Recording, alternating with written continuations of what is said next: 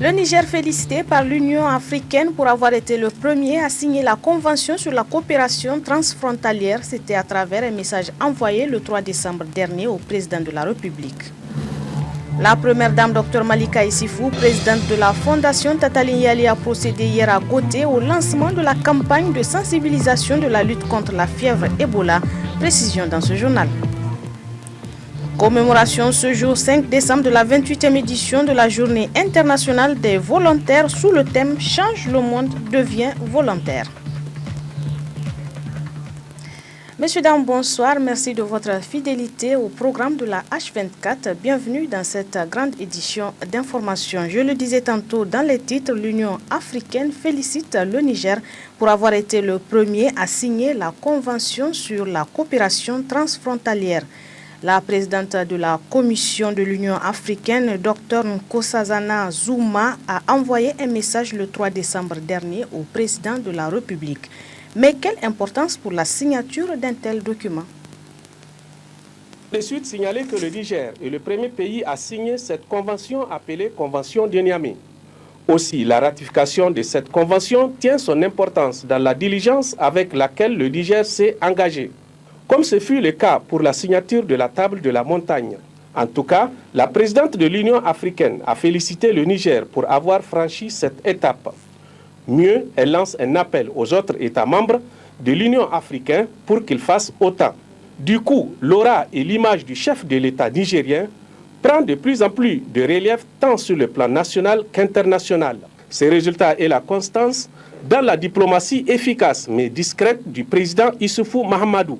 L'expérience nigérienne en matière d'engagement pour l'unité africaine est un tremplin pour les autres pays. Aujourd'hui, l'aura du président Issoufou sur l'échiquier national et international ne fait que monter crescendo. Rappelons déjà qu'en juillet 2012, le président Issoufou Mahamadou a signé à Addis Abeba, en Éthiopie, le texte d'adhésion du Niger au MAEP, Mécanisme africain d'évaluation paritaire. C'est un mécanisme qui oblige chaque État à soumettre sa gouvernance au crible de la critique des pairs chefs d'État de l'Union africaine. L'objectif de ce mécanisme est celui de se soumettre à un exercice contraignant afin d'améliorer la gouvernance des États membres de l'Union africaine. Le MAEP est un instrument de grande importance. Important puisqu'il vise la promotion des politiques, normes et pratiques en vue d'assurer une stabilité politique, une croissance économique élevée, un développement durable et une intégration économique sous-régionale et continentale accélérée. C'est une grande responsabilité que prend le Niger en adhérant au MAEP, le mécanisme africain d'évaluation paritaire, et en ratifiant la Convention de l'Union africaine pour la coopération transfrontalière. La première dame, Dr Malika Issifou, présidente de la Fondation Tatalin Yali, était hier dans la région de Tillabéri, précisément dans le département de Terra. Un accueil chaleureux lui a été réservé par les populations de la région du fleuve. Le compte-rendu de nos envoyés spéciaux Al-Mokhtar Kainé et Sambozamo. En route pour Terra, la première dame, Dr Malika Issifou, a effectué plusieurs arrêts pour saluer et échanger avec les populations afin de jauger les préoccupations de ces dernières et en apporter des solutions adéquates. Partout où elle est passée, l'accueil était au rendez-vous. Hommes, femmes, vieillards et enfants se sont mobilisés pour exprimer leur joie et donner par la même occasion une marque d'intérêt particulier à son passage. À Namaro, où elle a visité le CSI avant d'être accueillie par le chef de canton, la fête était comble. Ici, un sublime cheval et un grand taureau lui ont été offerts par le chef de canton. À cela s'ajoutent 2 parcelles de 600 mètres carrés offertes, une par le chef de canton et l'autre par la maman de l'ancien chef d'État, le général de corps d'armée Salou Djibou. À Dargol, un véritable marin humain attendait la première dame et sa délégation avec des applaudissements de la population pour exprimer ici également leur joie et l'intérêt qu'elle accorde à cette visite. La première dame, Dr Malika Issifou, qu'accompagne certains membres du gouvernement, était hier à Gauthier. Objectif, lancer la campagne de sensibilisation de la lutte contre la fièvre hémorragique Ebola et faire un don à la population à travers la fondation Tatalin Yali Al-Mokhtar Kene Sambozamo.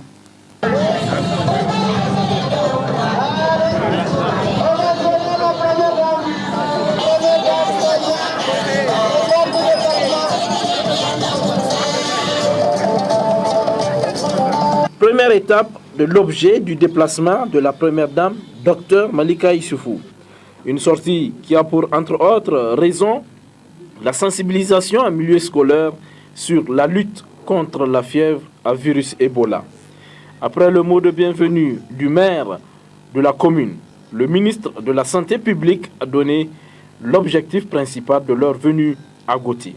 Nous sommes aujourd'hui avec la fondation Tatalin Yali de la première dame, Dr Malika Issifou, dans le cadre de la sensibilisation au niveau des écoles. Comment éviter la maladie à virus Ebola? Comment se comporter? Comment se prévenir? Nous devons dire d'entrée de jeu, il ne faut jamais dire que cette maladie n'est pas curable, il n'y a pas de traitement. Si nous nous prenons à temps, on peut soigner les personnes atteintes de cette maladie. Ensuite, la ministre des Enseignements secondaires a rappelé certaines actions entreprises par son département ministériel dans le cadre de la lutte contre les maladies. Notre ministère a déjà, à travers la cellule santé scolaire, pris part à la lutte contre des maladies qui touchent les jeunes, les infections sexuellement transmissibles, le choléra, le VIH-Sida. Ces sensibilisations ont porté leurs fruits car, à titre d'exemple, l'année passée, 5 921 élèves et 42 professeurs ont été dépistés dans 20 établissements de la ville de Niamey et seulement 2 résultats positifs au test ont été enregistrés. C'est pourquoi, en l'absence d'un seul cas d'Ebola décelé, nous avons des opportunités avec l'éducation préventive auprès de nos jeunes en milieu scolaire de ne jamais connaître cette maladie dans notre pays. En marge de la cérémonie, la première dame, Dr Malika Issifou, a dispensé une véritable leçon de prévention et de lutte contre la maladie à virus Ebola aux élèves. Ces animaux, comment se fait la contamination de la chauve-souris aux autres animaux? La contamination se fait par contact. Quand ces animaux mangent l'herbe, les feuilles, les fruits qui ont été en contact avec la chauve-souris. Donc du coup, ces animaux attrapent la maladie de virus Ebola. Merci, nos chauves-souris ne sont pas porteurs du virus Ebola. Nous, ce qu'on craint, c'est la contamination de l'eau par l'eau. Comme vous avez vu, tout le truc que le ministre de la Santé a dit, c'est parce que nous avons des pays qui sont autour de nous, comme le Mali, il y a eu des cas là-bas. Donc c'est pour ça que nous, aujourd'hui au Niger, on a pris la décision de faire le maximum pour que ces cas n'arrivent pas chez nous. On peut l'attraper par contact d'un malade, par contact les liquides corporels, comme les sueurs, les larmes, les selles, les vomissements, les saignements du nez, de la bouche, des oreilles, des yeux, tous ces différents saignements, par contact des objets utilisés par ces malades-là. C'est les habits, les gobelets, les tasses, les chaussures, les nappes, etc., etc. Par contact avec le malade décédé, le linceul, le malade décédé, et par contact avec les animaux de brousse atteints de cette maladie. Vous voyez bien, c'est chez nous. Nous avons différents types de manifestations de cette maladie. Nous avons d'abord un des signes, c'est la fatigue générale. Nous avons la fièvre, nous avons les maux de tête, nous avons les vomissements qui peuvent être sanguinolents, c'est-à-dire qu'il y a du sang, qui peuvent être sans sang aussi, sans saignement, ou on peut ne pas avoir du sang. A noter que les élèves ont saisi l'occasion pour exprimer le besoin de l'école en matériel didactique et en ressources humaines.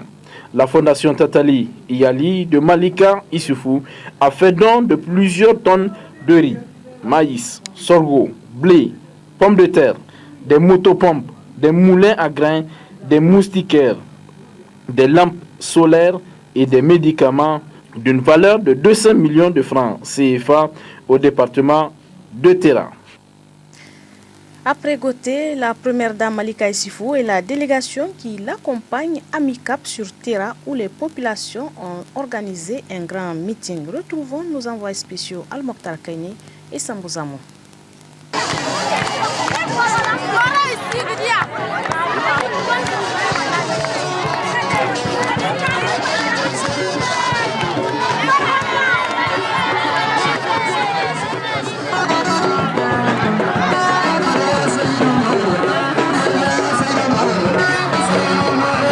Terra a constitué la dernière étape du déplacement de la première dame, Dr Malika Issifou.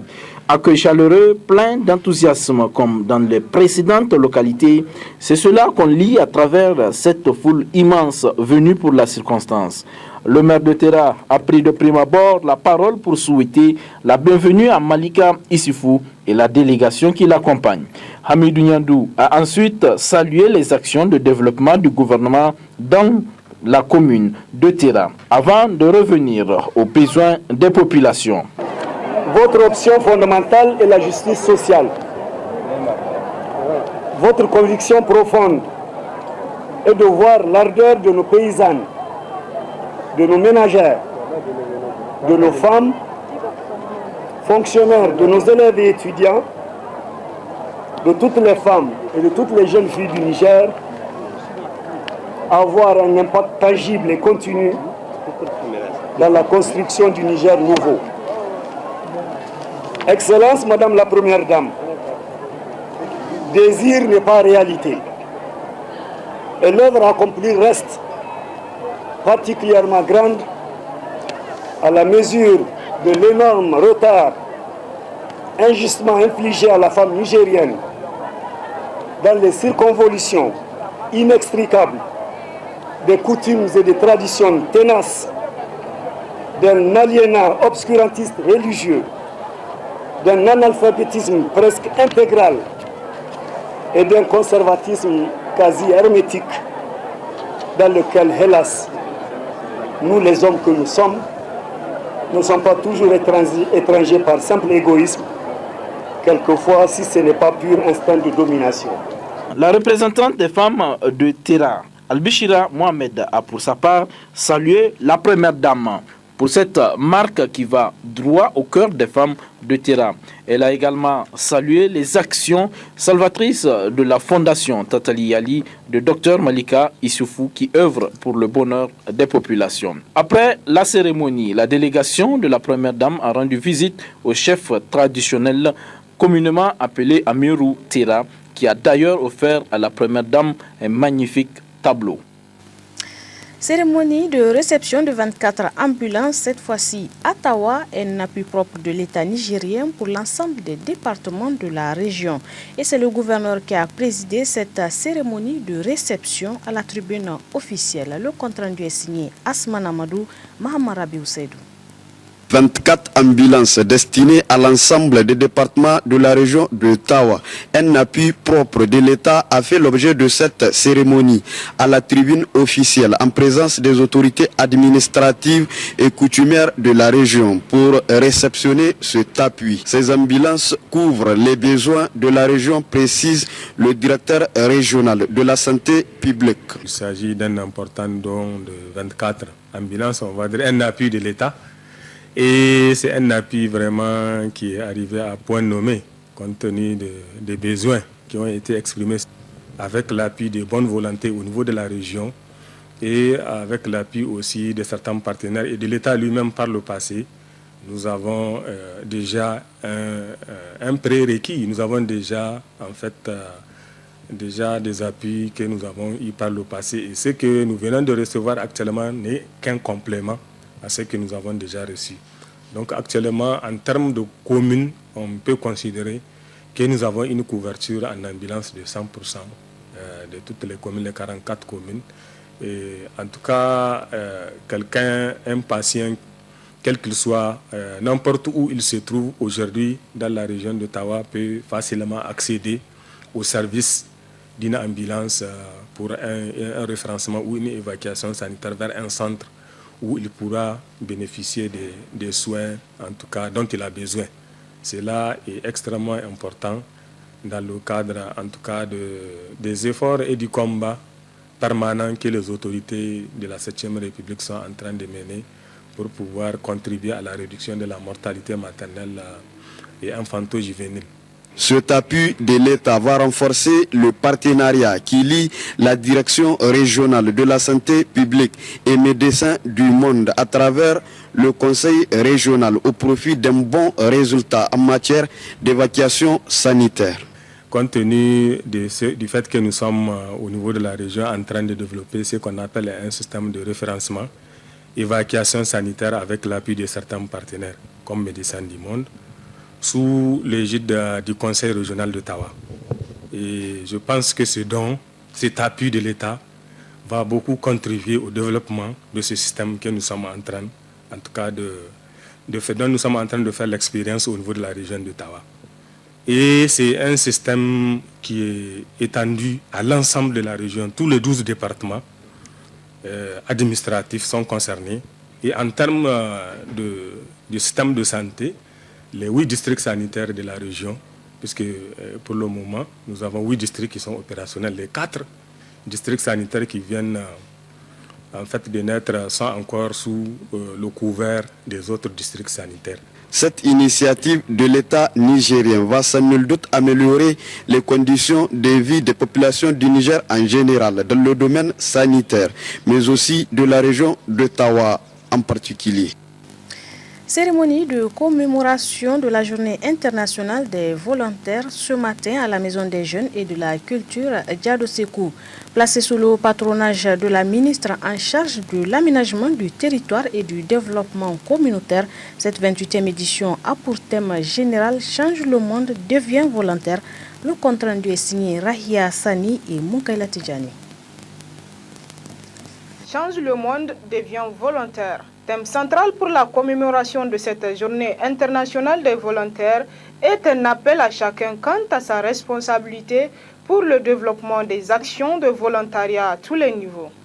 Les volontaires jouent un rôle significatif dans l'amélioration des conditions de vie des populations. C'est pourquoi, à cette occasion, les Nations Unies ont tenu à leur rendre un hommage appuyé. Une ambulance transporte d'urgence un enfant blessé à l'hôpital. Une famille affamée reçoit un repas chaud. Une femme battue trouve refuge dans un centre d'accueil gratuit.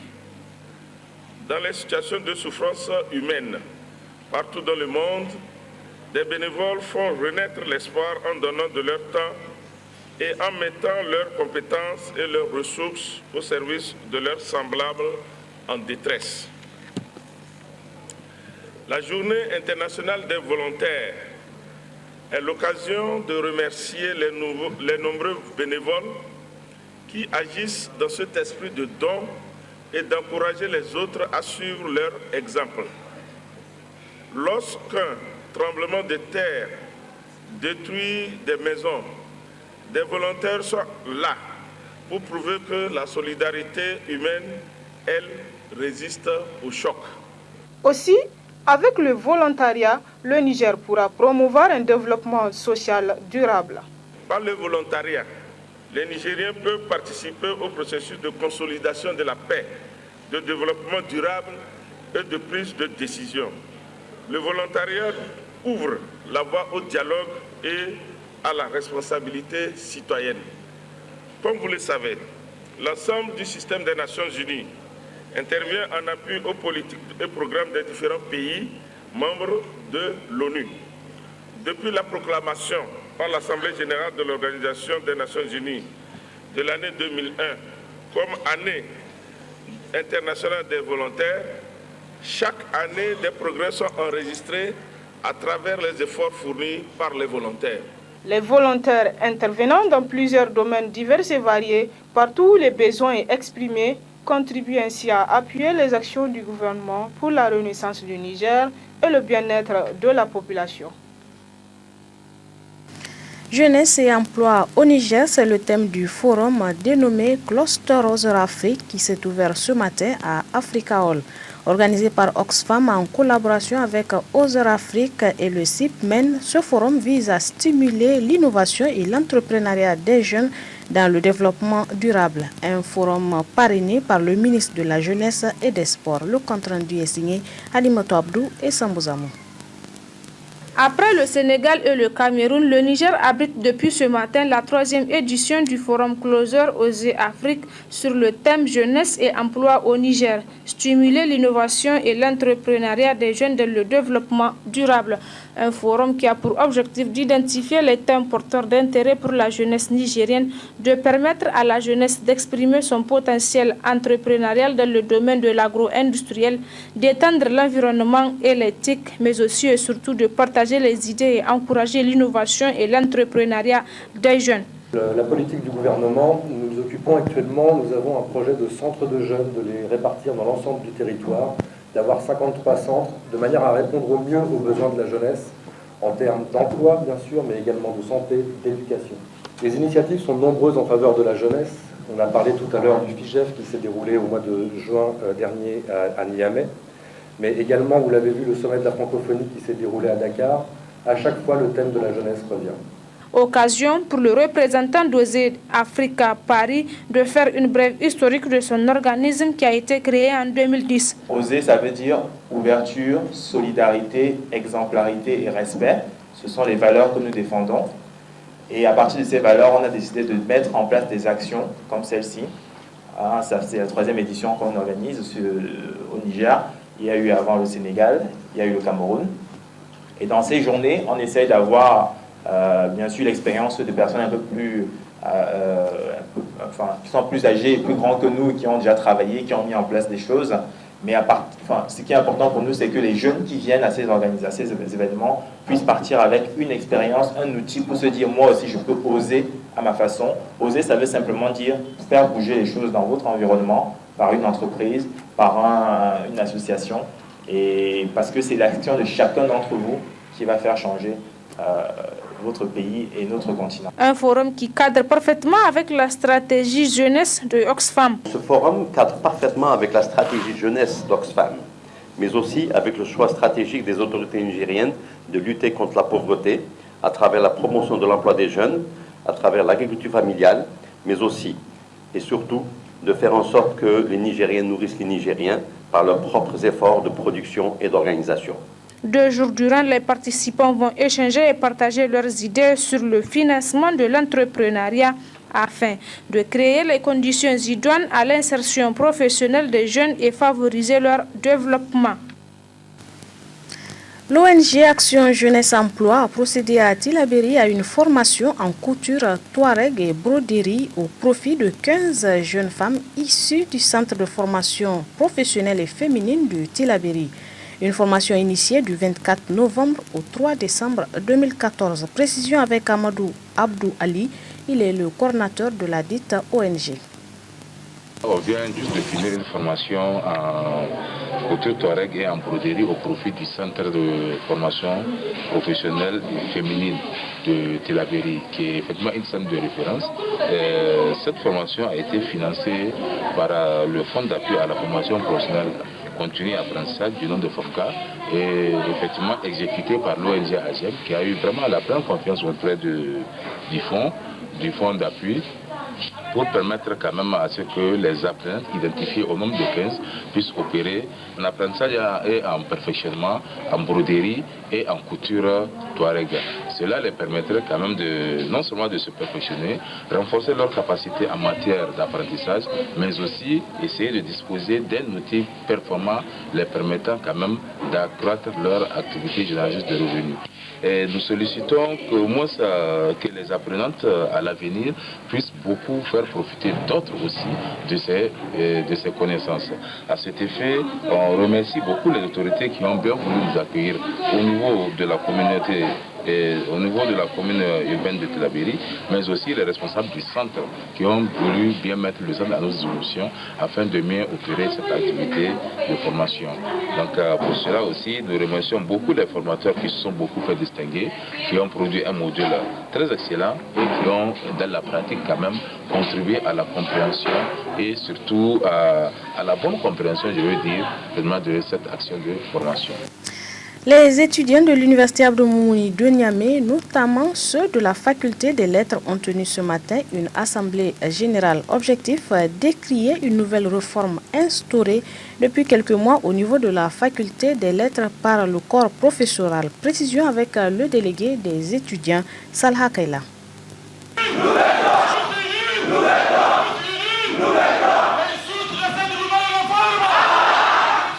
Nous avons tenu cette assemblée générale d'information vis-à-vis de nos camarades pour les informer des différentes négociations que nous avons eu à faire avec les autorités académiques. Parce qu'avant cette assemblée générale, nous avons eu à donner un ultimatum aux autorités académiques par rapport à une situation qui prévaut à la faculté des lettres et sciences humaines et une situation qui crée toujours de psychose chez l'étudiant. C'était une nouvelle réforme qu'on avait imposée aux étudiants, une nouvelle réforme qui n'a été maîtrisée par personne, ni les doyens, ni les vice-doyens, ni les chefs de département de la maîtrise. Et nous avons dit que si personne ne la maîtrise et qu'on cherche à l'imposer à l'étudiant, nous ne pouvons pas être d'accord. Il faudrait qu'ils arrivent eux-mêmes quand même à avoir un sens de responsabilité pour la maîtriser d'abord. En ce moment-là, on peut l'imposer à l'étudiant, on peut proposer ça à l'étudiant, mais pas comme ça à la hâte, comme ça on travaille avec précipitation et on impose une réforme à l'étudiant. Nous avons dit que nous ne sommes pas d'accord et nous ne pouvons pas être d'accord jusqu'à ce que la réforme soit d'abord connue par les enseignants qui sont censés nous donner des réponses adéquates. Elle parle de quoi la réforme?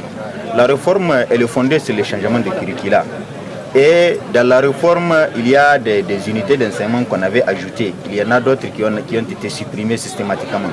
Ce n'est pas la réforme en tant que contenu que nous combattons, mais plutôt la manière de précipitation dans laquelle on veut imposer la réforme. Nous avons dit que c'est trop, et il faudrait que les autorités académiques se ressaisissent pour qu'ils puissent revenir par rapport à leur décision. Auquel cas, nous allons prendre des mesures sérieuses à notre niveau pour que nous puissions, en tout cas, nous mettre dans nos droits.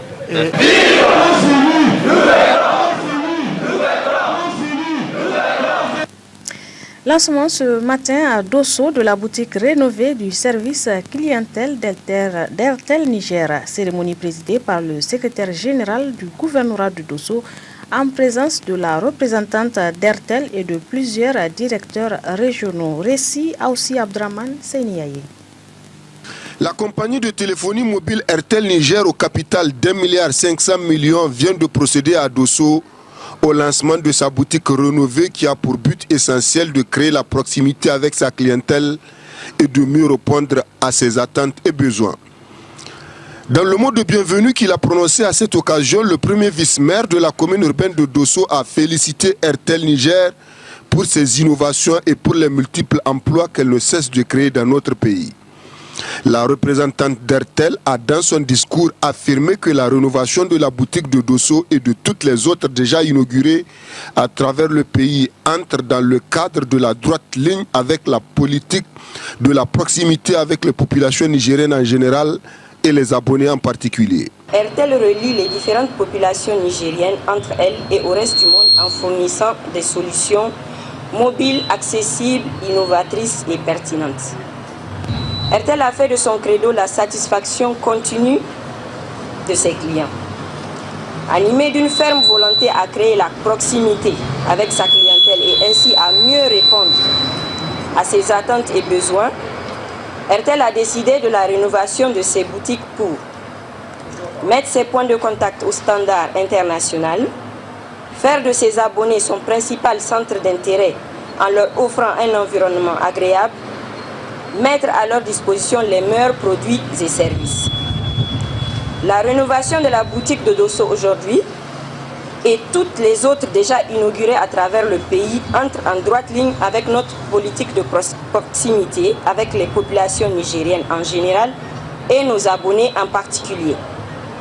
Airtel Niger, par ses multiples actions citoyennes depuis sa création, visant la promotion de l'éducation, l'amélioration des services médicaux, L'accès aux services bancaires participe et continuera à participer au développement économique et social de notre pays, permettant ainsi à chaque Nigérien d'atteindre ses objectifs de vie.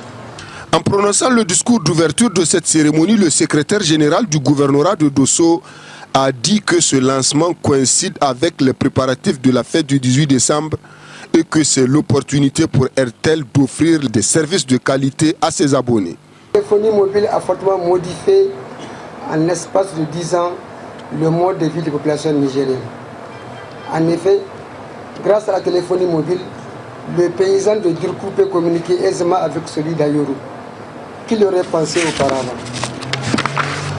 Cette rénovation dans le domaine du téléphone, faut-il le signaler, est en grande partie l'œuvre de CERTEL, devenu ensuite Zen et qui porte aujourd'hui le nom de RTL Niger. C'est le lieu pour moi de remercier RTL Niger pour les multiples produits qu'elle développe au profit de nos populations. La rénovation de l'agence de Dosso procède de la volonté de votre compagnie à se rapprocher davantage des clients et leur offrir des services de qualité. Je saisis cette opportunité pour inviter les populations à profiter des facilités qui leur sont offertes pour effectuer certaines transactions et simplifier ainsi leur mode de vie. S'en est ensuite suivi la coupure du ruban par le secrétaire du gouvernorat et la représentante d'RTL. Et c'est par une visite guidée dans les locaux de la boutique Flambant Neuf qu'a pris fin cette cérémonie. L'artiste musicien nigérien Al-Radik Soja a animé mercredi dernier une conférence de presse au Centre culturel franco-nigérien Jean Rouch de Niamey. Objectif, informer le public sur la tenue de son concert prévu pour ce samedi 6 décembre 2014. Le compte-rendu est signé Oumarou Amadou et Sambouzamou. Placé sous le thème « Une nouvelle Afrique est possible », cette conférence de presse organisée par l'artiste musicien nigérien, le Gongaman, Al-Radik Soja, dans le cadre de son deuxième concert qui intervient après le vernissage de son album intitulé « Permis de rêver ». La vitrine du reggae raga dancehall nigérien sera donc à nouveau en concert ce samedi pour émerveiller le public nigérien. En tout cas, pour mes fans, ce qui est sûr, c'est de les inviter à venir, comme ils l'ont fait au premier concert, venir découvrir ce que j'ai dans le cœur, ce que je voudrais les présenter. Maintenant, j'appelle en tout cas, en dehors de ceux qui sont fans de Al-Radik Soja, ceux qui ne connaissent pas la musique rap, ceux qui ne connaissent pas le hip-hop, moi je les invite à venir découvrir. Le hip-hop a dépassé le niveau où les gens pensent. Le hip-hop, c'est une musique de dénonciation, c'est vrai, mais c'est aussi une musique de conscientisation. C'est vraiment une arme qu'on peut utiliser pour conscientiser des gens, pour amener les gens à comprendre. Et quand je dis dénonciation, il ne faut pas voir les choses autrement. Ce que je veux dire, c'est un canal très positif qu'on peut utiliser. C'est pour commencer une musique qui est très prisée par la jeunesse. Donc pour un message pour la jeunesse, je pense que le hip-hop, c'est la musique qu'il faut. Et venez découvrir, ne vous faites pas des idées. Franchement, ce que les gens pensent de nous, ce n'est pas le cas. Le comité d'organisation s'est ainsi apaisanti sur le choix de ce thème. Quand un homme veut vraiment créer quelque chose, il a vraiment besoin de soutien. Et le soutien, il peut être matériel, il peut être financier, et tout ce que vous voulez, mais ce qui compte le plus, c'est le soutien moral. Et concernant l'organisation, le concert aura lieu au Palais des Congrès, le 6, Inch'Allah, donc c'est samedi. Et pourquoi le choix du Palais des Congrès? On a vraiment remarqué, c'est vrai qu'ici où nous sommes au CCFN, c'est comme on a l'habitude de le dire, le temple mystique des rappeurs. Vraiment, c'est vrai que le CCFN nous a ouvert ses portes. On a fait des concerts, on a multiplié les concerts ici. Mais aujourd'hui, on a remarqué qu'il faut qu'on touche une autre catégorie de la société. C'est vrai, le public est là, le public soutient les artistes et plus particulièrement Al-Radik, avec qui on a verni son album Permis de rêver le 7 juin passé. Donc cette fois-ci, il faut essayer quelque chose de plus grand. Rendez-vous donc ce samedi 6 décembre 2014 au Palais des Congrès de Niamey pour soutenir et acclamer ce jeune artiste nigérien dans ses œuvres pour la bonne marche de la musique nigérienne. Et que brille le flambeau du rap nigérien. Du sport enfin, pour refermer cette édition, des équipes de la région d'Agadez ont présenté leur trophée à la Société des mines de l'Aïr Somaïr. C'était la semaine dernière. La correspondance de Ramédé Alassane. Cette rencontre des sportifs d'Arlit aura été l'occasion d'une cérémonie grandiose de présentation de la moisson des trophées remportés par ces derniers dans différentes disciplines sportives ayant eu lieu à l'échelle nationale voire internationale. La pétanque et le Scrabble ont ravi la vedette aux autres disciplines sportives relativement à la richesse de leur palmarès. Et je n'en veux pour preuve que les performances de la Ligue de pétanque que je veux vous citer rapidement. Sur 13 éditions du championnat national de pétanque, nous en avons remporté 7. Les performances réalisées par les équipes de la région ont amené le maire de la commune d'Arlit à formuler une interpellation. Je voudrais, puisque le préfet est là, vraiment profiter pour faire une interpellation au niveau national. Parce que nous avons des équipes qui ont représenté, non pas en tout cas sur le plan national, la région d'Agadez, mais qui nous ont représenté à l'échelle internationale. Mais nous avons l'impression que ça fait... La presse n'est pas très motivée autour de ces questions sportives. Au niveau national, monsieur le préfet, je pense que le ministère en charge doit quand même focaliser son regard sur la commune d'Arlit. Néanmoins, revigoré par les nombreuses coupes obtenues par les sportifs d'Arlit, toutes disciplines confondues, le directeur d'exploitation de la Somaïr a réaffirmé sa disponibilité à soutenir davantage les équipes. Donc, il va de soi effectivement que nous accompagnons les disciplines aujourd'hui qui nous amènent effectivement ces médailles qui sont devant nous, qui font la fierté de la région, qui font la fierté effectivement de la commune et du département. Donc, je prends l'engagement effectivement d'accompagner très fortement effectivement les différentes disciplines qui sont engagées effectivement.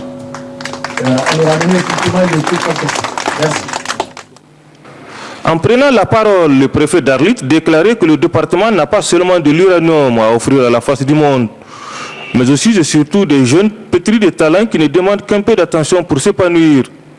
Une tâche à laquelle s'est investie la Somaïr à travers son soutien permanent pour le rayonnement du sport dans la région. Et c'est cet élément de sport qui met un point final à cette édition d'information sur Dunia TV. Au nom de toute l'équipe qui m'a aidé à vous la présenter, je vous remercie de l'avoir suivi et je vous souhaite un excellent début du week-end en compagnie des programmes de la H24. Au revoir.